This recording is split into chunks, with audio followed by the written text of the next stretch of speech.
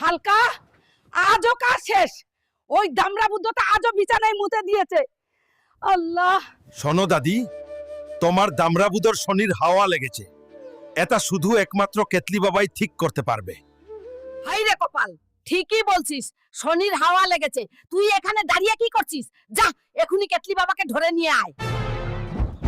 দাদি, ও দাদি, তোমার পার্সেল নিয়ে এসেছি। এখন বলো ওকে কোথায় নামাবো? আহারে হালকা, এ কি বিরাট সমস্যা। তোমার দাদুর তো পাইপ ফেটে গেছে। এটা ঠিক করতে হল ওনাকে ষাঁড়ের তেল খাওয়াতে হবে। হালকা, শুনলি কেতলি বাবা কি বললো? তুই যেখান থেকে পারিস এখনি একটা শাক ধরে নিয়ে আয়, না হলে এই বুড়ো মুতে ঘরবাড়ি সব ডুবিয়ে ফেলবে। আমার সঙ্গে পাগলামি। চল এবার। দাদি, এই নাও তোমার আর একটা পার্সেল। হালকা, একদম ঠিক কাজ করছিস। এবারের